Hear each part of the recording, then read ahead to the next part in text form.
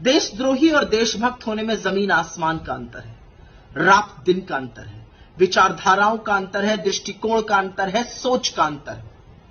एक देशभक्त कहता है 2 दिन, मात्र 2 दिन में इंडियन आर्मी शांति बहाल कर सकती है मणिपुर में, और देशद्रोही कहते हैं कि आर्मी से कुछ नहीं होगा।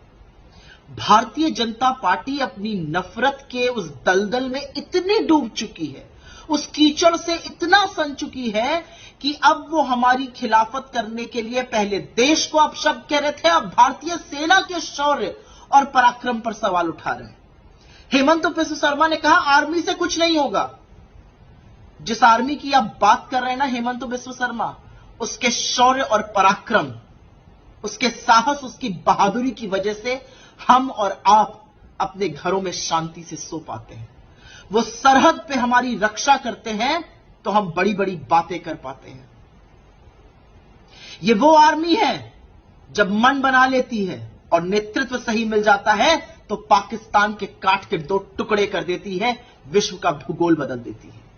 ये वो आर्मी है जो सिर्फ देश में ही नहीं, विदेश के कितने सारे शांति की पहल वाले मिशन में कारगर भूमिका निभाती है। ये वो आर्मी है कि जब सब कुछ करके लोग थक हार जाते हैं तो आर्मी आती है और चीजें ठीक हो जाती हैं।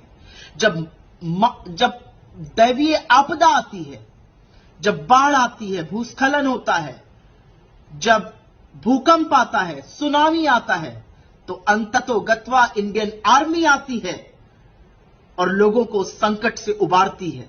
और इंडियन आर्मी को देखकर बड़े बड़ों के होश फाख्ता हो जाते हैं, जो हिंदुस्तान के खिलाफ आंख उठाकर देखने की हैसियत करते हैं।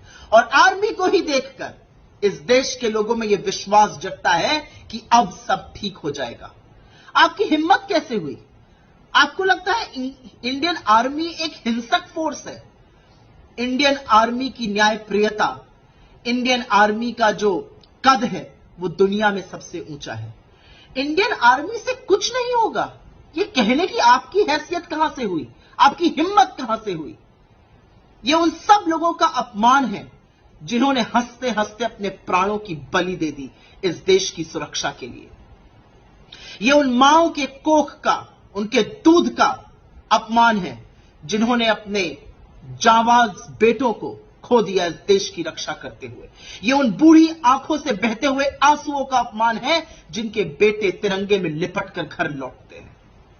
आपकी हिम्मत हुई इंडियन आर्मी को कुछ नहीं हो सकता कहने की? कुछ नहीं कर सकती इंडियन आर्मी। राहुल जी ने ठीक कहा है, इंडियन आर्मी ही शांति बहाल कर सकती है, और अगर मोदी जी चाहें तो 2 दिन के अंदर कर सकती है। इंडियन आर्मी कोई हिंसक इंडिसिप्लिन्ड फोर्स नहीं है।